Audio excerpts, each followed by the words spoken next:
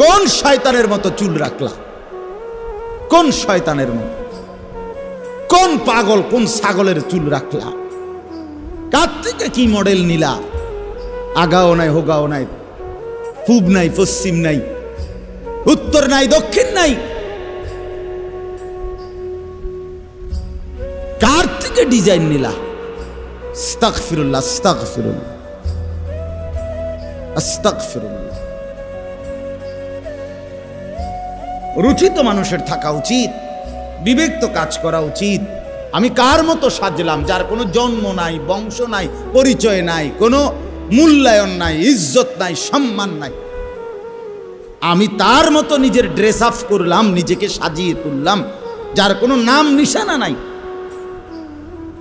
এর চাইতে বড় লানতের যোগ্য, অভিশপ্ত, এর চাইতে বদনসিব, মন্দ কপাল আর কি হতে পারে? আমার তো প্রতিটা সৌন্দর্যের, আমার ডিজাইনের, আমার ড্রেস আপের একবারে পিওর দলিল আছে। আমি এজন্য দাড়ি রাখছি, আমার রসুল দাড়ি রাখতেন। আমি এজন্য টুপি মাথায় দিছি, আমার নবী মাথা মোবারকের টুপি মাথায় পরিধান করতেন। আমি এজন্য জামা পাঞ্জাবি গায়ে দিই, তিনি আমার রসুল সাল্লাল্লাহু আলাইহি সাল্লাম জামা পরিধান করতেন। আমি এজন্য লুঙ্গি পরি, আল্লাহ রসুল সাল্লাল্লাহু আলাইহি সাল্লাম মৃত্যু পর্যন্ত লুঙ্গি পরিধান করেছেন। আমি এজন্য মোষ ছোট রাখি, আল্লাহ নবী সাল্লাল্লাহু আলাইহি ওয়াসাল্লাম বলছে একটি সুস্থ মানুষের পরিচয়, যে মানুষটা সুস্থ কিনা খোদার কসম এটার পরিচয় হলো যে মোষ ছোট রাখে, দাড়ি লম্বা করে, সে সুস্থ মানুষ, স্বাভাবিক মানুষ, স্বাভাবিক মানুষ। এটা হাদিস, এটা ফিতরাত, আশারুম মিনাল ফিতরা। 10টি জিনিস নবী বলছে মানুষের স্বভাবজাত অংশ, এর মধ্যে এই দুইটা একটা। নখ কাটা এটা একটা, যার নখ বড় সে অস্বাভাবিক মানুষ, সে প্রতিবন্ধী। যার মোষ বড় হয় প্রতিবন্ধী। হ্যাঁ, সাফ কথা।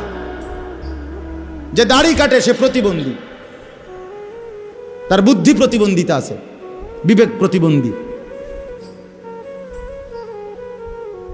হ্যাঁ, যার নখ বড়, যে নাভির নিচের পশম কাটে না সে প্রতিবন্ধী, যে বগলের পশম উপড়ায় না সে প্রতিবন্ধী, যে নাক পরিষ্কার রাখে না সে প্রতিবন্ধী।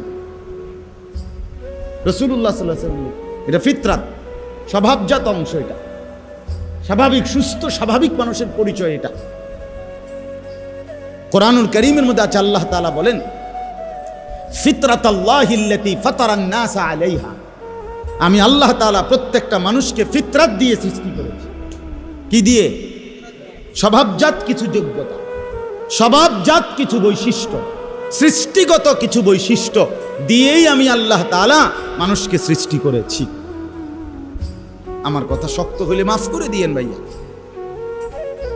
তো বুঝতে শিখেন।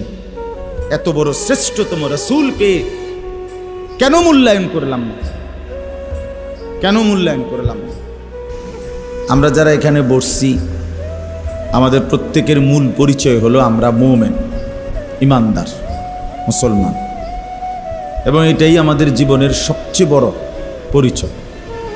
এটা আমাদের জীবনের সবচেয়ে বড় সৌভাগ্য, এটা আমাদের সবচেয়ে বড় কিসমত যে আল্লাহ তাআলা আমাদেরকে কালেমা লা ইলাহা ইল্লাল্লাহ মুহাম্মাদুর রাসূলুল্লাহ এই পরিচয়টুকু আল্লাহ দিয়েছেন, যে আমরা এটা দিল থেকে বিশ্বাস করি, আমরা এটা জবান দিয়ে উচ্চারণ করি, এবং আমরা এটা নিজেকে পরিচয় দিতে স্বাচ্ছন্দ্য বোধ করি যে আমি মুসলমান, আমি মুমিন।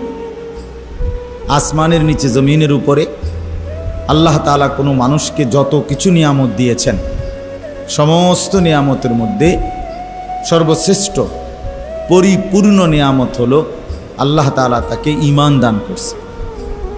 এটাই পূর্ণ নিয়ামত, এটাই শ্রেষ্ঠতম নিয়ামত। কোরআনুল কারীমের মধ্যে আছে, আল্লাহ তাআলা বলেন ওয়া আসবাগা আলাইকুম নিআমাহু যাহিরাতাও ওয়া বাতিনা।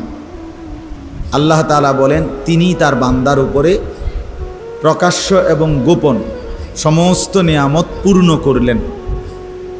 তো তাফসীরের মধ্যে লিখছে কোন নিয়ামত পাওয়ার পরে বোঝা যাবে যে নিয়ামত পূর্ণ করলেন।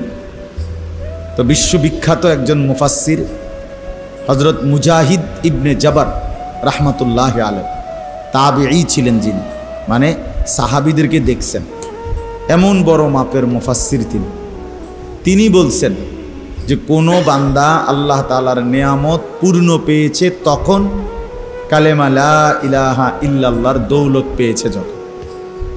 এইটা যে পাইছে তাহলেই বলা হবে সেই পরিপূর্ণ নেয়ামত পেয়েছে। ঈমানবিহীন, কালেমাবিহীন কেউ যদি পৃথিবীটাকে 10-12 পায়, সে কিছুই পায়, সে উল্লেখ করার মতো কিছুই পায়। আর ঈমানকে পেয়ে সে যদি গোটা পৃথিবী কিছুই না পায়, সে কিছুই হারায়। আল্লাহকে পেয়ে সব না পেলেও কিছুই হারায় না।